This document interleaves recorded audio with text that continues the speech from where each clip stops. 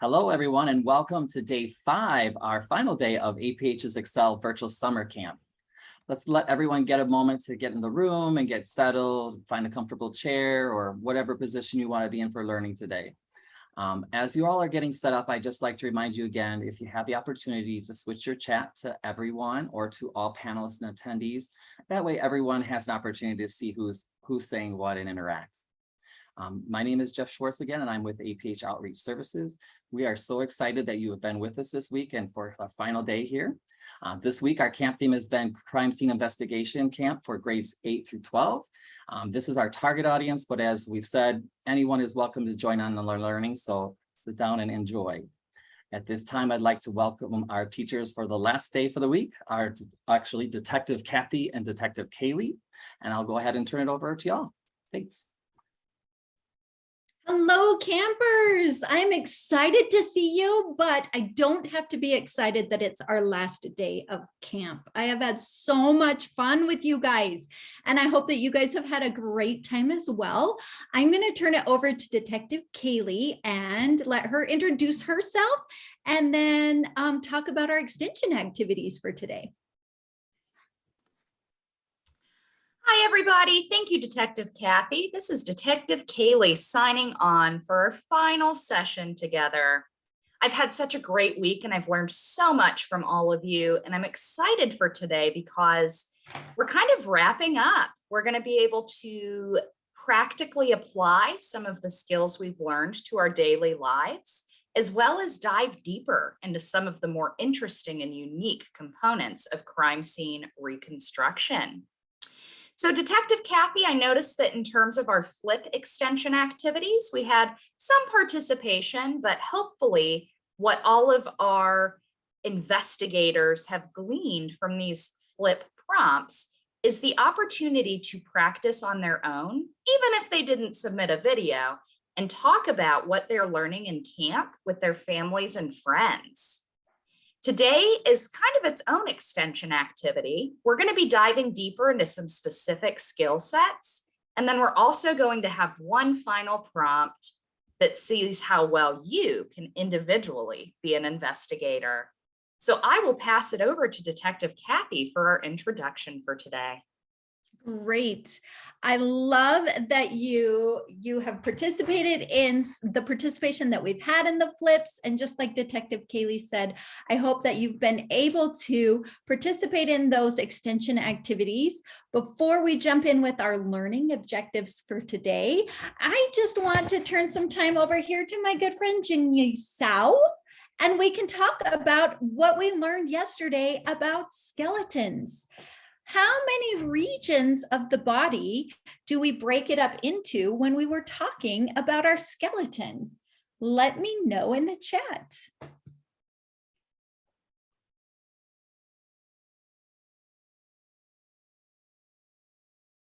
Yes, Isabel is there. She says we broke it up into 4 distinct areas. Oh, and Tyler chimes in saying there are 4 long bones. Tyler, you must be reading my mind and knowing that we are going to be talking about those long bones a little bit later. But yes, we can break our skeleton up into the upper portion of our body, our middle portion of our body, the lower portion of our body, and I don't know if you have your skeleton with you, but have them go a little bit crazy with their extremities. And those are our arms and legs and our fingers. Oh, Detective Kaylee's, let's see, it is Ferdinand Magellan, if I remember right. He's doing the Ferdinand Magellan dance. I'm loving that. All right, so before I turn the time back over to Detective Kaylee, I just want to take a moment and talk about our learning objectives that we have today. Today, we are going to use information that we have collected from our skeletal remains to calculate the height of our deceased individual. So hopefully you guys are ready for some calculations. That means there's some math, but it's going to be super fun. Then we are going to synthesize this information that we have learned in days 1 through 4 And we're practically and independently going to generalize and apply those concepts to scenarios that we experience in our daily lives. We are going to find those little, I don't want to call them crime scenes, but there are areas in our life where we can apply these investigative skills. The ECC concepts will be covering our career education, sensory efficiency, self-determination, and compensatory access. So knowing those learning objectives today, I'm going to turn the time over to Detective Kaylee, and she's going to talk to us a bit about facial reconstruction. Ooh, thank you so much, Detective Kathy. So just to recap from yesterday, we started diving deeper into bones and some of the stories that bones can tell us. What I noticed yesterday, and what some of you may have noticed, is that a lot of the bones that we talked about specifically were part of the upper torso and the head, skull, and facial region. The reason why is because oftentimes our faces are what make us unique as people. So we have some interesting components called facial reconstruction.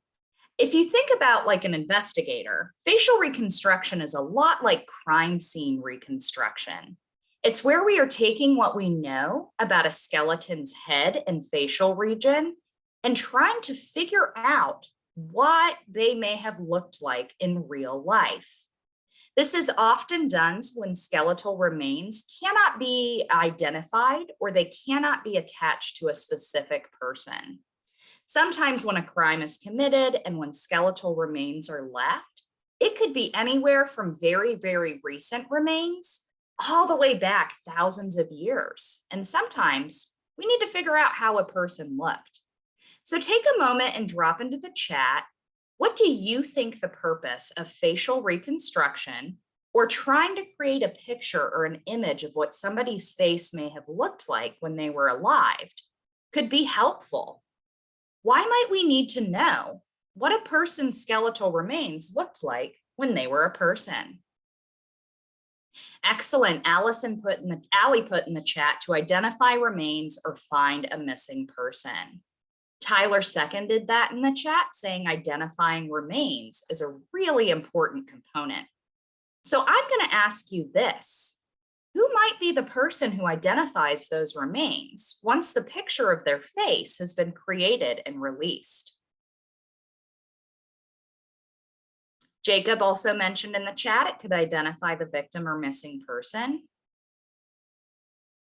And Nicole mentioned in the chat that maybe relatives could see a picture and say that they remembered that person. This could also be helpful for local law enforcement who may have missing persons photos within their police department or precinct. And it could also be helpful if a person maybe was famous or friends or other folks who interacted with them, such as teachers, might recognize them. Excellent. I love that we're thinking like investigators to figure out the why of facial reconstruction. So there's 4 main components to facial reconstruction. The first is using materials in order to create this image. There are 3 types of facial reconstruction that commonly occurs when skeletal remains are found. The first is 3D. This is the oldest kind of facial reconstruction that has existed. This involves taking a model skeleton and actually building using materials such as glue or clay to create a 3D, you can hold it in your hand, version of somebody's head. The second is 2-dimensional. That includes materials that are similar, continuing to use glue and clay and markers, but it's kind of like a tactile picture where that reconstructed face is going to be laying flat on a table. And then last but not least is our 1-dimensional facial reconstruction, or image only. Allie dropped in the chat that you can see forms of reconstruction on missing child's posters. That's when they do age progression and they show us what a person's face might look like 5, 10, 15, or more years later. Excellent. So we've got our three different types: 3D, which is actually building a model you can hold; 2D, which is still 3D in elements, it's tactile, and there is some use of actual building materials, but it's mostly on a flat surface. And then our digital facial reconstruction, which is often what we see on age progression or missing child posters. The next thing that we have to consider is, how is this done? The first is to use what we know about tissue depth and thickness. So what does that mean? That's referring to our actual skin and how deep or shallow the skin might be as it relates to the actual base of our face. That also refers to the muscles in our face.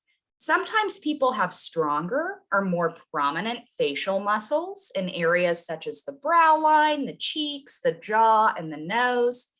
And sometimes people, ooh, I don't know if you heard that thunder, but it's storming here in southern Louisiana, because it's always storming in southern Louisiana. So we have different elements of the actual tissue and muscle thickness. Tyler mentioned that you can use Play-Doh or clay. And that's essentially what the materials used by professional facial reconstructionists are. The way that they make sure they have the thickness correct is they actually use pins. And so this is kind of hard to describe, but I'm going to do my best. They find pins of appropriate length based on their estimated ethnicity of what a person might have been and their estimated gender of what a person may have been. As we learned yesterday, there's some elements that are more broad, more narrow, longer, or shorter, depending on a person's ethnicity and gender and age. They place the pins vertically onto the person's facial mold, and then they overlay the material they're using to reconstruct the face to make sure that it's a correct distance away from or close to that facial mold or the skull. That helps us create elements that allow us to have depth of somebody's face. We also know that the positioning of the facial features is very important, right? It wouldn't be super helpful to reconstruct somebody's face if you've got their eyebrows all the way up on top of their hairline, for example. They want to be, when they recreate facial features, as accurate as possible. Facial reconstructionists try to determine how far away somebody's eyes may have been placed, what exactly their lips could have looked like. Did they have thin lips or did they have fuller lips? And they also want to figure out aspects such as chin length as well as their nose shape. As we learned yesterday, we can use many different options. Thank you for correcting me, investigator Isabel. Isabel put into the chat, what is a gender?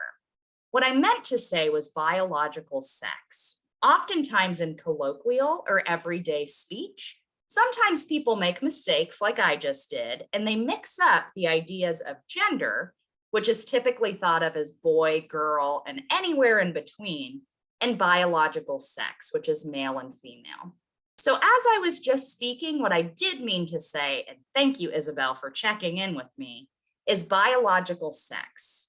And why I brought that up is that oftentimes men have thicker, longer, and more broad facial features than females. In addition to our positioning of our facial features, we have to recognize and understand that our final product may not be 100% accurate, specifically as it relates to identifying features. If you've ever participated in the viewing of any kind of crime scene television show or investigative process, oftentimes when people and detectives are trying to identify an unknown person, they ask for identifying features. Unfortunately, facial reconstruction currently has its limits. So if somebody has a giant birthmark on their forehead, or if they had a lot of freckles, or if they had a big scar running down their cheek, for example, those features may not be able to be captured or known about when we are reconstructing their face.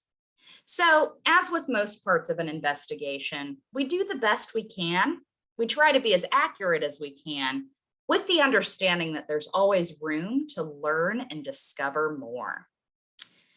I'm going to share a fun fact with all of you. I think it's fun. Maybe I should call it a forensic fact instead. But many images or paintings or models that we may find in museums or textbooks or other historical events are often facial reconstructions of famous people. Famous people such as Mary, Queen of Scots, for example. We can get an idea of what they looked like through paintings, and we can get an idea of what they looked like through descriptions of people who were there at the time, primary sources who've described them. But unfortunately, there was no way to create a 3D face mold or take an actual photograph on our iPhone many, many hundreds of years ago. So they oftentimes use skeletal remains, especially for famous Egyptian leaders, as well as these old paintings that may have existed, in order to create facial reconstructions of what people, including Queen Nefertiti, may have looked like. So facial reconstruction, just to recap, is not always done during crimes. It's not always done just on skeletons. It can be done during crimes such as missing children and you're trying to age progress a facial reconstruction. And it can be done on skeletons of historical figures who may have passed away from natural causes, and we're just curious to see what they looked like. One other area where facial reconstruction of skeletons is commonly used is on people who are sometimes referred to as Neanderthals or the original human beings, those people who we may have evolved from. One very interesting aspect of studying ancient remains of these people who are oftentimes reconstructed so we can see how humans have evolved and grown is bog people. If you ever get the chance or you're ever really curious, check out the word bog, B-O-G, body. A bog is a natural body of water that's often found in areas, think like swamplands, where there's lots of nutrients and lots of mud and not a lot of actual living creatures to eat within that area. And if people fall in or if they get thrown in, their bodies are really well preserved. And it's very easy to do facial reconstruction on bog bodies, which, if you're me, seems kind of cool. But if you're you, it may seem kind of gross and scary. So one final question for you all before I pass it along to Detective Kathy. Based on everything I've just said, do you think that facial reconstruction sounds like a really cool job? Or do you think it sounds kind of like a boring, tedious job? Would you want to figure out what somebody looked like when they were alive? Or do you not want to mess with all the pins and the clay and the bog bodies? So we can drop our answers in the chat, or we can raise our hand to unmute. So I've got several responses here in the chat right now. We've got, yes, Jacob mentioned statues. Romans and Greeks can be used as those 3D models on which to build facial reconstructions. Tyler thinks that it would be kind of cool and kind of tedious and boring to reconstruct faces. Isabel sounds like she'd be interested in figuring out what somebody looked like. And Detective Lilith, always with the logical responses, said, sounds like a cool job, but maybe would rather not deal with skeletons. And all of those answers are valid, and that's a part of self-determination.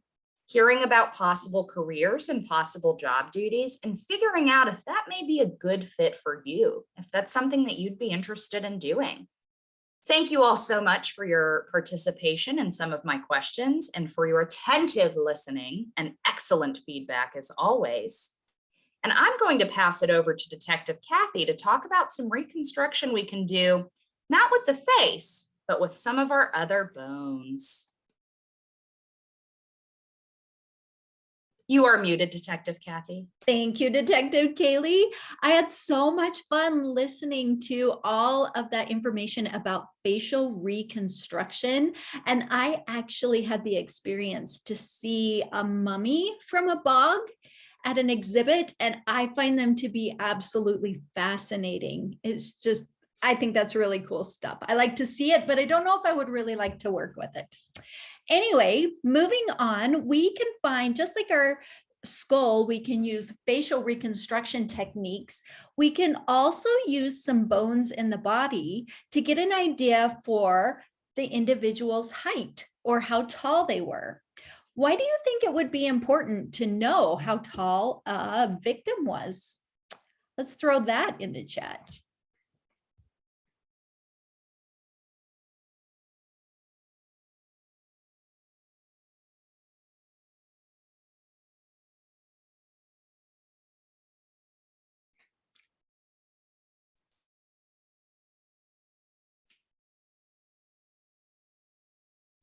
Looks like this one might have our little investigative brains a little stumped. Tyler's a little bit at a loss for words right now. My brain knows exactly how that goes. It did it yesterday during class.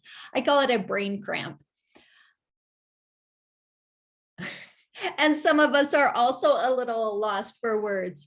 So it could be important to know how tall the victim was, because we can learn a few things about the victim by knowing their height. We can get a general idea as to whether that victim is an infant, a child, a teenager, or an adult, if we know how tall they were.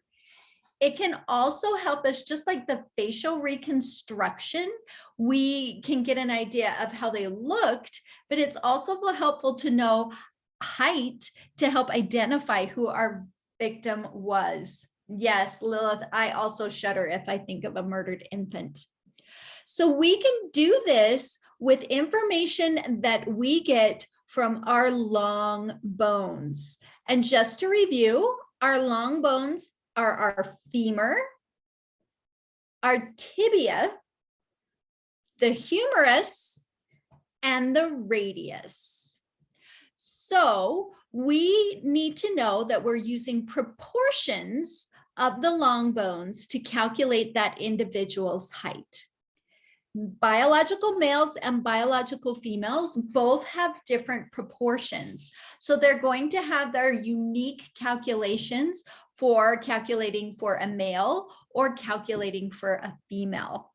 And these calculations can be accurate up to a range of plus or minus 3 inches. So I find that to be fairly close.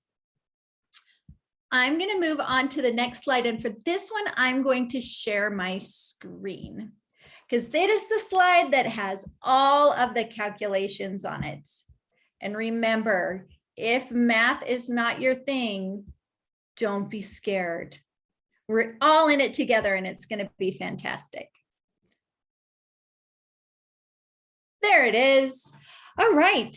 So I can take the length of a femur and I can put it in this equation. And for this equation, I need the length to be in a unit of centimeters. And we're using metric because the United States is kind of off in its own little world, and we're like the only nation in the world that has not converted to the metric system yet. Maybe eventually we'll get there, but we're not there right now. So we need the measurements in a unit of centimeters, and then we just plug it into a formula. So I can take the measurement of the femur.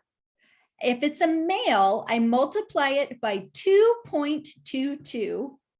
Then I add 69.08. So I'm just going to pull out my calculator, and I like to use my calculator on my phone. I use that a bunch. Can you throw in the chat, what do you like to use for a calculator? Does the calculator on your phone work well for you? Maybe you like a talking calculator. Maybe you know something completely different. So I'm seeing a lot of, I could use my phone. Oh, Detective Kaylee loves Desmos. The internet. I love that. I also use the internet to make a calculation today. Nice. Excellent job, you guys. Excellent job. All right. The problem that I have is when I pull up my chat on my screen so I can see what everybody says, then I lose the ability to see what's on my screen. And I must confess, I do not have these equations memorized. But I'm sure if I were a crime scene investigator and my job was to study all of these bones, that these would be equations that I have memorized. So I'm just going to go ahead and reshare. And I'm going to stay out of the chat for a little bit. And Detective Kaylee will help me monitor that. Whoops. There we go. All right. So I have my preferred calculating device, which is my phone. I'm going to take a femur length for a male that is 48 centimeters. And I'm going to type that in. 48. I'm going to multiply that by 2.23. And then I'm going to add 69.08. And I get 176.12 centimeters. And then if I want to convert that to inches, because I'm in the United States, there's a great little trick that I can do. And I can divide that number by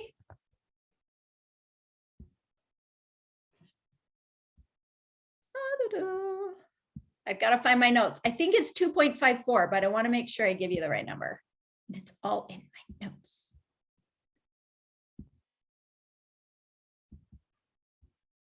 Yes, it's 2.54. So I divide that by 2.54.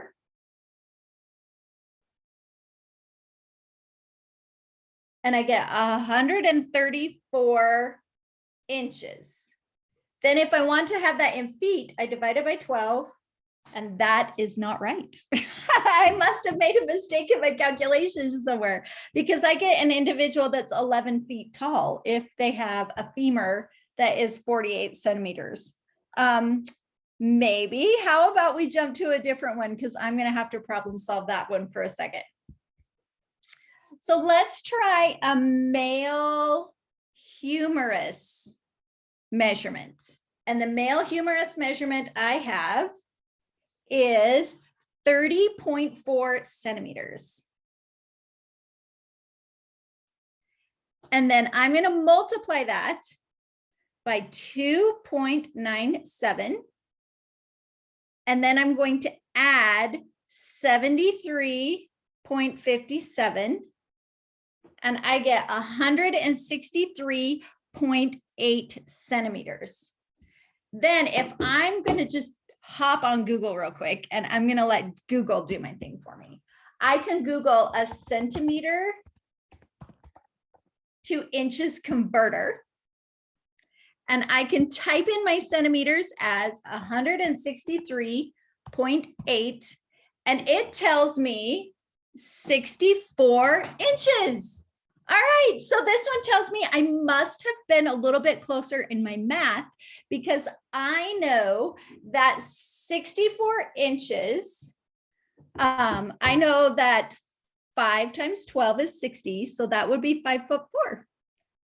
And Detective Kaylee can correct me. I'm watching her face. Detective Kaylee can correct me if she thinks that's wrong, but I can always. No, you're doing great. You're doing great. The thing that I love is when we do math, we don't always get it right, correct? Even our teacher doesn't always get it right. But do I stop and cry and say, oh my gosh, I can't do this anymore, I'm bad at math? No, I just said, that one didn't work. I'm going to need some time to problem solve that one, but I'm going to try another one and see if I get that one right. And I did. So I want to do one more calculation. as I'm looking at the time, I want to do one more calculation, but this time I want to do it for a female because the female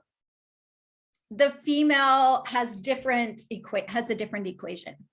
So I'm going to go ahead and share my screen again so that you guys can see all these too.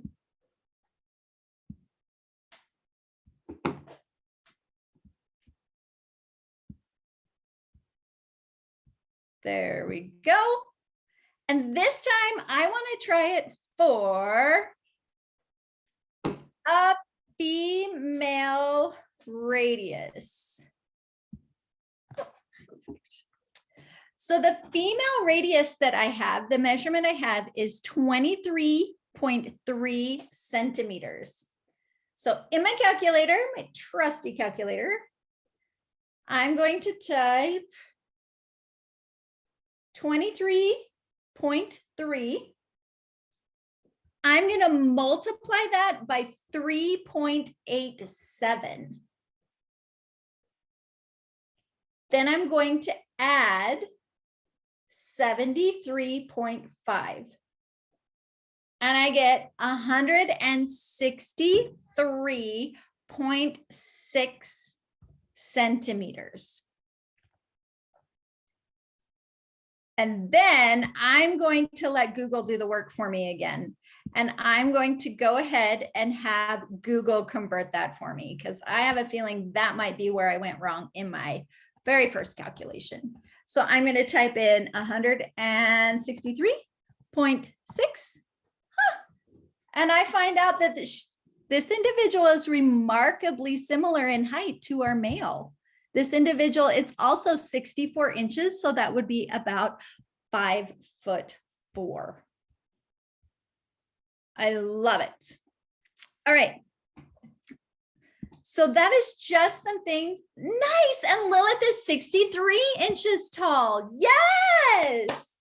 That is a pretty average height. I love it.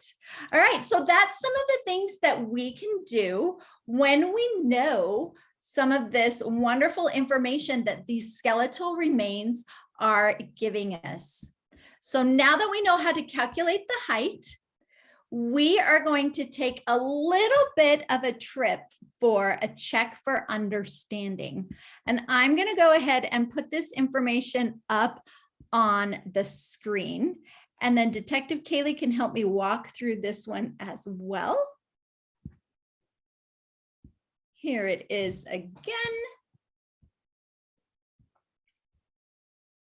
So we are going to use a skeleton, and I'm giving you some audio description of the skeleton. So Detective Kaylee, if you would monitor the chat, that would be super helpful.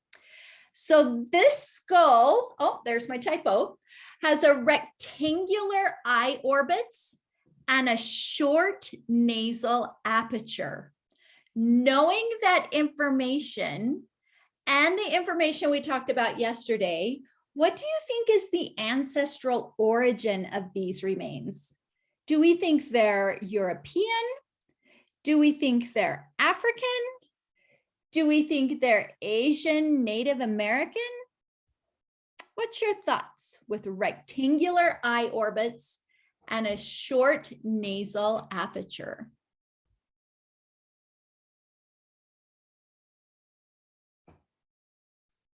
So Detective Kathy, we've got Jacob and Tyler in the chat saying Asian. Lilith says maybe African. I love how we're thinking. That's fantastic. I remember from yesterday, if the skull has rectangular eye orbits and short nasal aperture, then they are of African descent. Way to go, Lilith. Isabel also put African. Nice job, you guys. All right, I have another thing we want to look at for our skeleton. So what age range do you think this person was when they died? If we notice that they have a fully open sagittal suture and most of the growth plates were fused together. Do we think they were an infant, a child, a young adult, or a fully grown adult? Ooh, we've got some very specific answers. So Jacob said adult. Tyler said between 20 to 60. Tati said early teens. Lilith is saying young adult, maybe 18 to 25. I love all of these answers that are coming through. I think the biggest clue right here is knowing that most of the growth plates are fused together, but there are still some growth plates that are not fused together. So the age of this individual would be a young adult because most of the growth plates are fused, but not quite all of them are. And our growth plates will continue to fuse in early adulthood. Well done, investigators. And then I have one more question for this one. I think we're going to skip the calculation, but this question says this skeleton has a very large oval pubic inlet and a pubic arch of 100 degrees. Do you think these remains are male or female?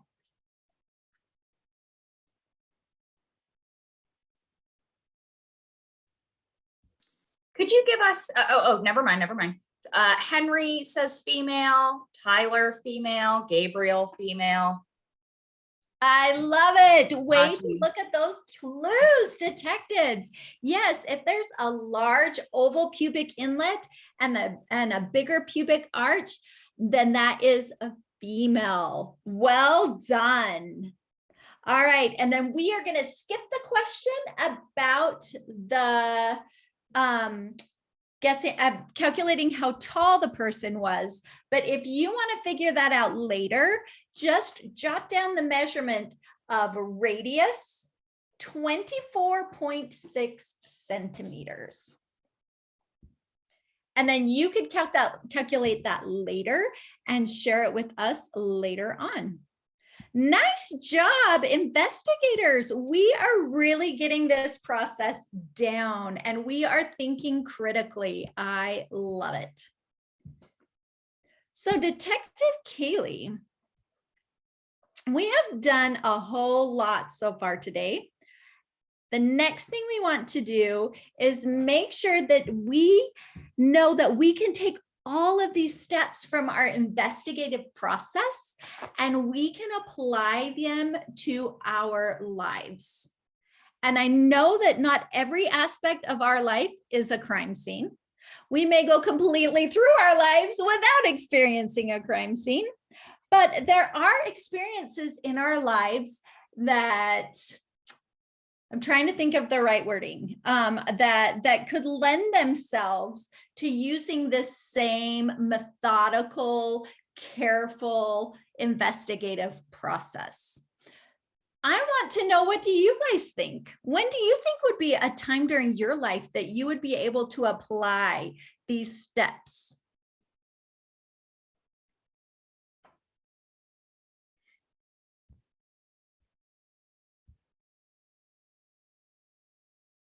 I love Detective Kaylee.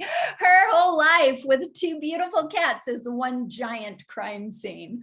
I love it. Tyler says he's going to apply these when he gets a job working at the morgue. Yes, that sounds very exciting.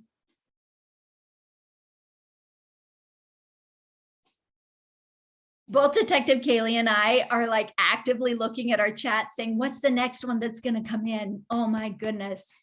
Oh, that's so cool. That was Kaylee's dream job for a little bit. All right, well, let me just pose a scenario to you. And it happens at my school all the time. Oh, Lilith is going to use them on her siblings to find out when they did it. Yes, having many siblings. Life is like a crime scene. Oh my gosh, man, I've got a song like running through my head. I want to take life as a highway and change it to life as a crime scene. That would Why be did we do fun. that? That could have been our introduction to every I single know. Life next is session. a crime scene. All right. Well, if there's a big brawl in the hallway at school, very interesting. Well, I'm going to take this a little bit more personal, and this happens at my school all the time. And it may not happen to you, but it happens at my school all the time. I ask a student, where are your headphones? Because we're sitting down to do some work and I can hear Jaws. And I think I shouldn't hear Jaws because they should use the one ear in and one ear out philosophy so they can listen to Jaws in one ear and listen to me in the other. And I say, where are your headphones? And they say, I don't know where my headphones are. So how could we take that and use the steps of our investigative process to solve that? And in case you need a little bit of a refresher, I'm going to share my slide that has the 7 steps of the investigative process and put it up there so everybody can see. So what do you think, Detective Kaylee? What step could we use? Yes, I'm very briefly just going to refresh our brains. We are all excellent investigators, but I think, it's been a couple days since we talked about the steps. I'm seeing folks who are naming elements of the steps, but not the actual name, which is fine, right? Because this is application to life. Elements of the steps are perfect. But remember that we secure the scene, separate or at least talk to witnesses, scan scene, photograph scene, sketch scene, search scene, and collect and secure evidence. So we've lost our headphones or earbuds. And for the purposes of this activity, let's assume that you are either at home or at school and there are some other folks, might be different kinds of folks depending on your environment, but there are some other folks around. Detective Kathy, what was your question for me? Oh, which of the first of these steps could we start to do? I personally, which is probably not super great investigative skills, am going to ask witnesses. I know that I probably should secure my scene and just double check and make sure I know where my space and boundaries are. But sometimes it's easier to be like, hey, did anybody see my headphones? Is that correct, Detective Kathy, or should I do something different? I love that idea, Detective Kaylee, because knowing that we have those resources around us of other individuals, and I've heard this at my school many, many times when I've seen students searching for stuff diligently, and I say to them, hey, did you know you have a sighted individual here that maybe could help you find that? What do you think you could do? And they said, oh, well, Mrs. Bingham, could you help me look? Can you see my cane, or can you see my earbuds, or the thing that they have lost? So don't overlook your resources around you of all of those individuals that are in your vicinity. That's awesome. So after I've asked my witnesses, I'm going to scan my scene. I'm going to do a quick scan of the table that I'm sitting at, or the desk that I'm sitting at, and on the floor right underneath me. So let me know in the chat, what kind of a search pattern would you use if you need to search the desk that you were sitting at to try and find your missing headphones?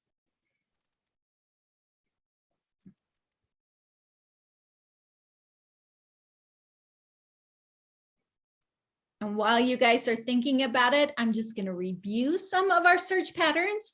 We can do a top to bottom search pattern on our desk. That's where we start in like the upper left-hand corner and we horizontally go across, then move our hand down a little bit, and then we horizontally go across to the other direction. And we make that little back and forth pattern until we cover the entire surface of our desk. I could repeat that same process, and I could do that search pattern from left to right, going vertical. So going from the upper left-hand corner down to the lower left-hand corner, then moving my hand slightly to the right and going back up to the top of the table. I could do a spiral pattern where I start in the center of my table and I go in a spiral outwards. Isabel has said she's going to say on the floor. Isabel, can you clarify that for me? Are you going to use a search pattern on the floor?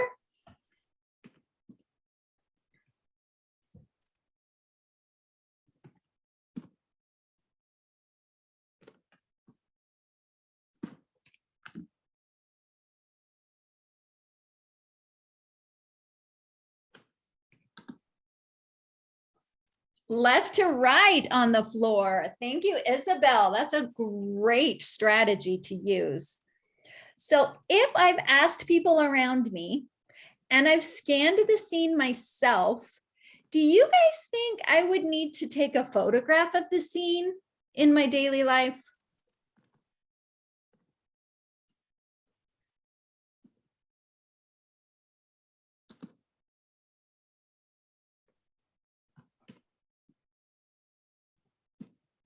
Isabel says maybe we would need to take a photograph. Nicole says no.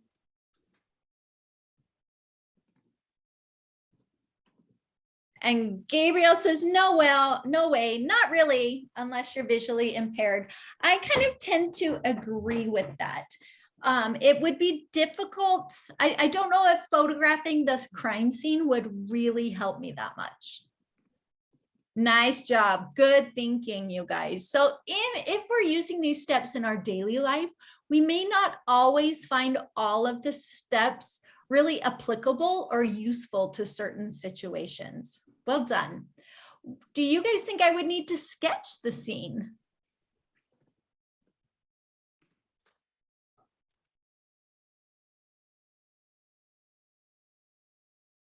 You can go ahead and throw a Y or an N in the chat to let me know. Yep, so far we're thinking, no, I don't think it'll be super helpful to sketch the scene. However, there may be some situations where it might be helpful to have a sketch. So we can use some of these same steps in other situations in our life. What if we need to know how to get to a room in a specific building? Maybe you want to join an after-school club and they hold it in a room in the school that you've never been. Would it be helpful to have a sketch or a tactile representation of where that room is located in the school for you to find it?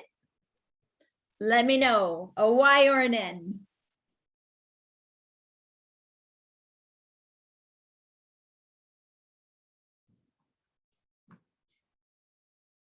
Isabel says yes.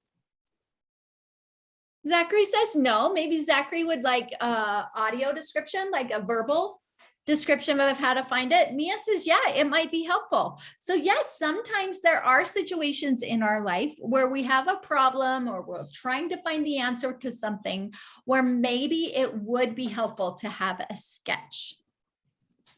Detective Kaylee, would you be okay discussing searching the scene for our missing headphones or earbuds? Yes. And I'm so sorry. I didn't realize that I was typing and I was unmuted. I was just taking down notes of everything that you've been saying, Detective Kathy.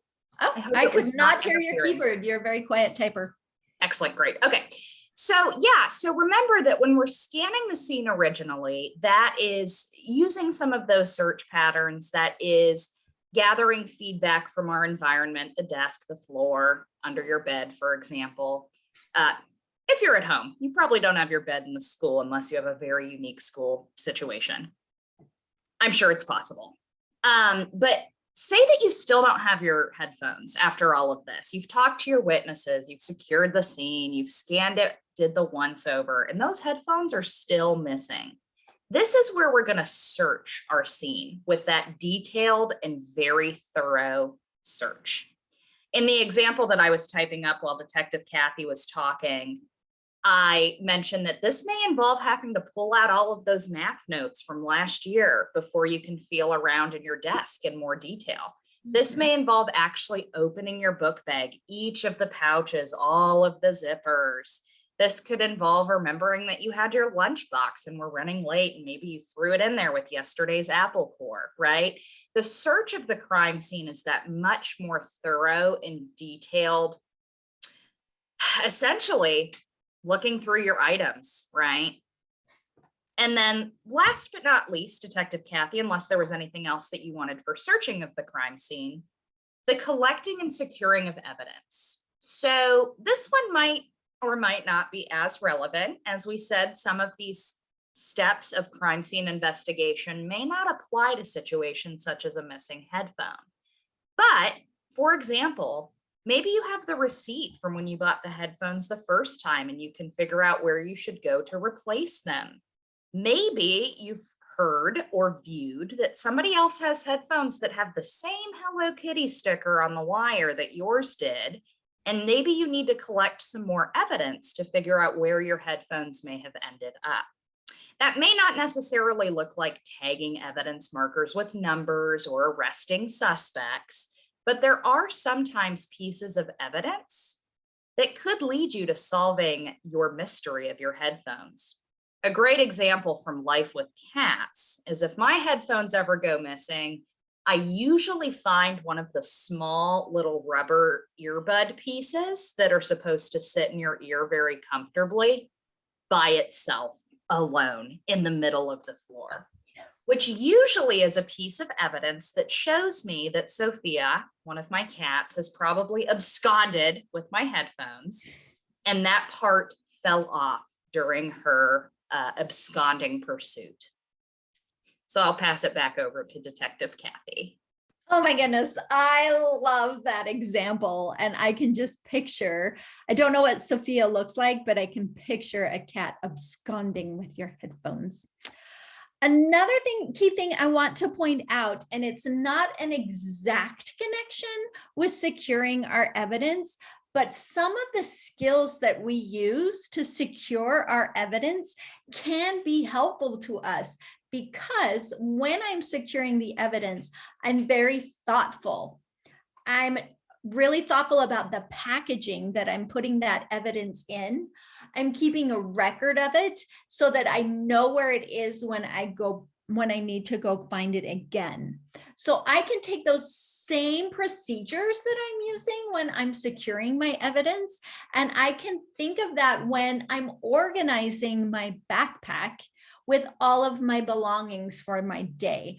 I have a backpack that I use every day that I keep my supplies in, my teaching supplies that I take from home to school and back and forth. But I have a specific pocket where I have like some headache medicine that I know that I'm going to need during the day, or some cough drops that I have. It's a very specific pocket that I put them in very specific packaging, and I use it every time.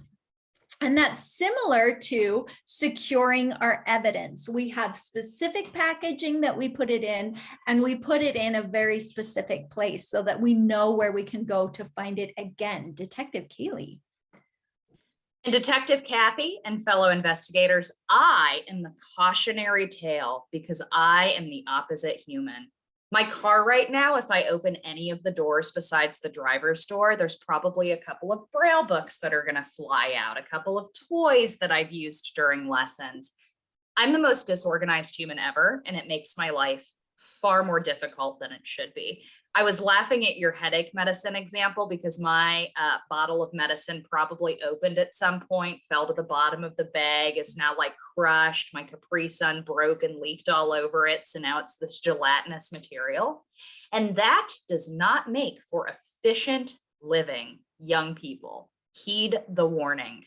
Continue. Oh, very excellent. Very excellent. And my backpack isn't always completely and neatly organized, but I try. And I just want to know, you guys let me know in the chat, what's the state of your school backpack? Are you one of these people that have a very neat and efficient and organized backpack? Or are you one that says, I don't know where anything is in my backpack? So if mine is awful, just awful. Exactly. And it can be so hard. Jacob, mine is usually organized. You're right.